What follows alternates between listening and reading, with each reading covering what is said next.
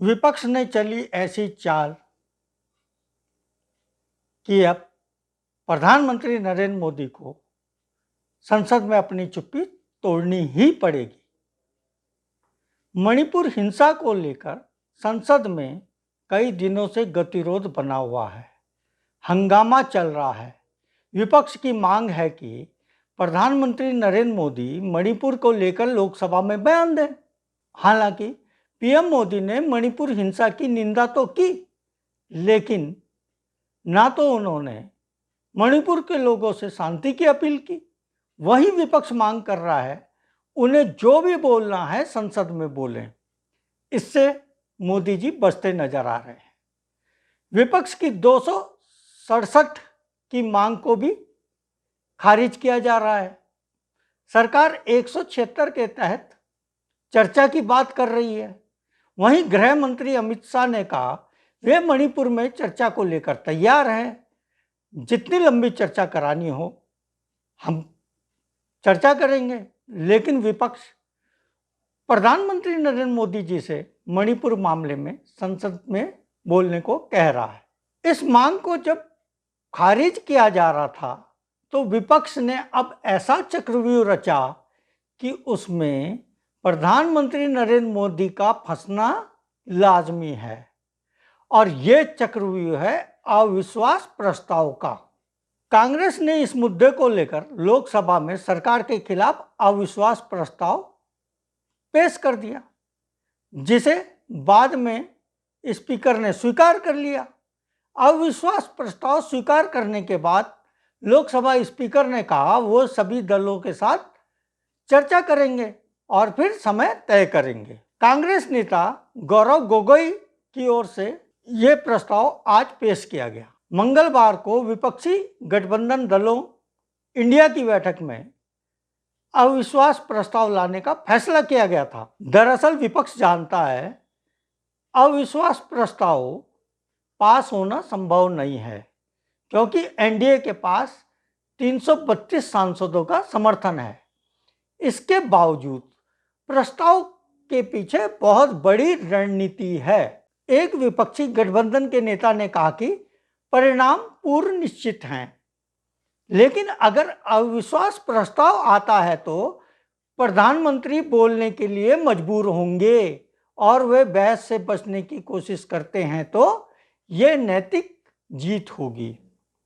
साथ ही विपक्ष को भी लंबी चर्चा का मौका मिलेगा, जैसे कि विपक्ष मांग कर रहा था और मांग को खारिज किया जा रहा। मणिपुर में 3 मई से मैतेई और कुकी समुदाय के बीच हिंसा हो रही है। इस हिंसा में 160 से ज्यादा लोग मारे जा चुके हैं, 50,000 से ज्यादा लोग बेघर हो गए हैं, हजारों लोगों के घर जला दिए हैं, लोग शिविरों में रहने को मजबूर हैं।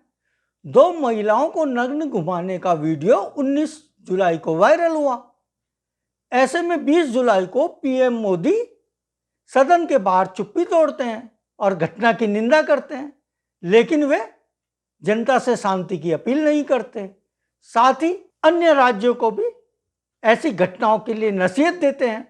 राजस्थान और छत्तीसगढ़ का तो उदाहरण देते हैं, लेकिन बीजेपी शासित राज्यों का उदाहरण नहीं देते। ना ही पीएम मोदी आज तक मणिपुर गए और ना ही उन्होंने मणिपुर में शांति की जनता से कोई अपील की। इस समय आप देख रहे हैं लोक साक्ष्य वेब न्यूज पोर्टल का यूट्यूब चैनल। इसे कृपया लाइक करना और सब्सक्राइब करना ना भूलें। साथ ही वीडियो को पूरी भी देखें।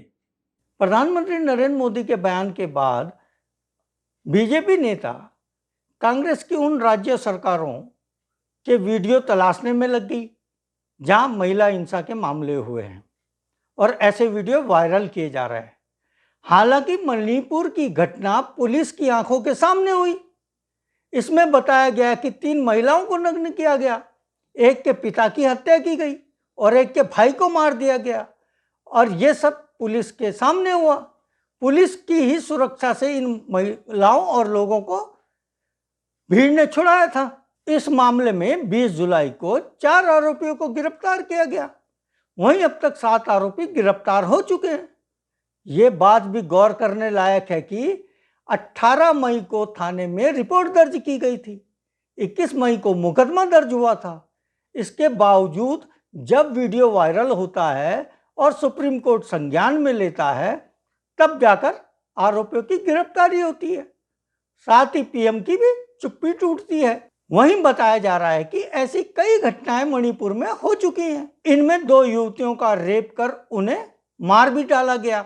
वहीं सदन के बाहर प्रधानमंत्री नरेंद्र मोदी विपक्ष पर हमला कर रहे हैं, लेकिन मणिपुर पर नहीं बोल रहे हैं। ना ही वहां की जनता से शांति की अपील कर रहे हैं, ना ही वह एक बार मणिपुर गए। पीएम नरेंद्र मोदी ने विपक्षी गठबंधन के इंडिया नाम पर भी जोरदार हमला बोला।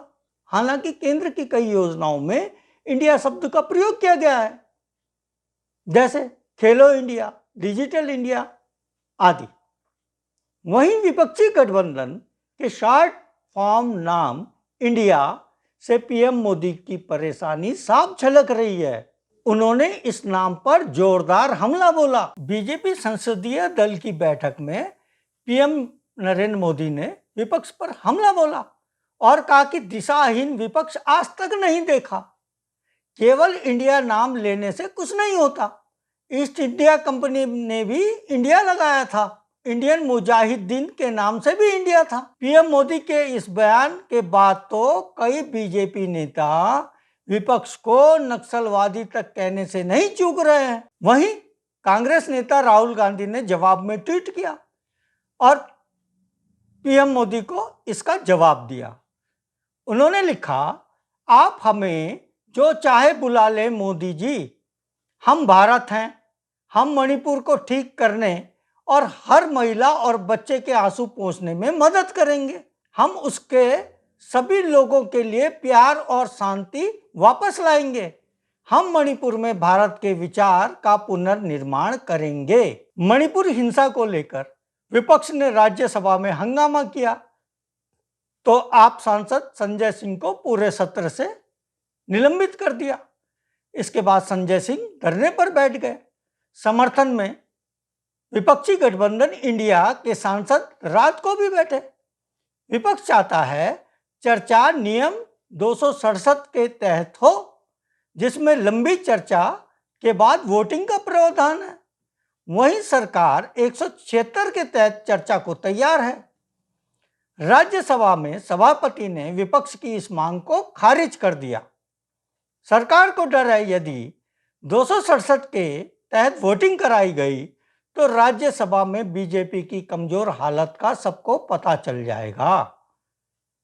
कांग्रेस के राष्ट्रीय अध्यक्ष मल्लिकार्जुन खड़गे ने कहा कि मणिपुर हिंसा मामले में संसद में चर्चा होनी चाहिए। पीएम मोदी सदन में आकर मणिपुर बोलने को तैयार नहीं है। बात मणिपुर की हो रही है और वह ईस्ट इंडिया की बात कर रहे हैं। वहीं केंद्रीय मंत्री प्रहलाद जोशी ने कहा कि विपक्ष इससे पहले 2019 के चुनाव से पहले भी अविश्वास प्रस्ताव लाया था। उस पर लंबी चर्चा हुई थी और उसका परिणाम सबको देखने को मिला। हमें यानी एनडीए को 2014 से भी अधिक सफलता मिली और हम 300 से अधिक सीट लेकर फिर से सरकार में आए। इस बार भी विपक्ष अगर अविश्वास प्रस्ताव लाता है तो हमारी सीट 2019 से भी अधिक हो जाएगी। उनके प्रस्ताव से हमें कोई दिक्कत नहीं है। मोदी सरकार के खिलाफ पिछली बार अविश्वास प्रस्ताव जुलाई 2018 में लाया गया था। 11 घंटे इस पर बहस चली, फिर वोटिंग हुई थी और मोदी सरकार ने आसानी से बहुमत साबित कर दिया था। तब भी सरकार पर विपक्ष का आरोप था कि बड़े मुद्दों पर मोदी जी खामोश हैं। वोटिंग के दौरान बीजेपी ने वॉकआउट किया था, जिससे विपक्षी एकता की तब हवा निकल गई थी। अविश्वास प्रस्ताव के समर्थन में 126 वोट पड़े थे, जबकि इसके खिलाफ 325 सांसदों ने वोट किया था। तब बहस में राहुल गांधी ने भी हिस्सा लिया था। राहुल गांधी का पीएम मोदी के साथ झप्पी वाला किस्सा इसी दौरान हुआ था। पीएम मोदी के संबोधन के बाद वोटिंग हुई थी। वहीं इस बार देखते हैं कि अविश्वास प्रस्ताव लाने के बाद पीएम मोदी क्या बोलते हैं। क्या वे मणिपुर पर ज़्यादा केंद्रित रहते हैं या विपक्ष पर ही हमले करते रहेंगे, जैसा उनकी आदत पे शुमार है। वहीं पीएम मोदी को अविश्वास प्रस्ताव के बहाने संसद में बुलवाने को विपक्ष अपनी जीत मानकर चल रहा है। देखते हैं आगे क्या होता है। धन्यवाद। साथियों, सच का साथ देने के लिए हमारे YouTube चैनल को सब्सक्राइब कीजिए और लाइक कीजिए। नोटिफिकेशन के लिए घंटी वाला बटन दबाइए। साथ ही हमारे वेब न्यूज़ पोर्टल की खबरें पढ़िए, फेसबुक पेज और ट्विटर अकाउंट से जुड़िए और इसे शेयर भी कीजिए। इसके लिंक नीचे दिए गए हैं। धन्यवाद। मैं भानु बंगवाल।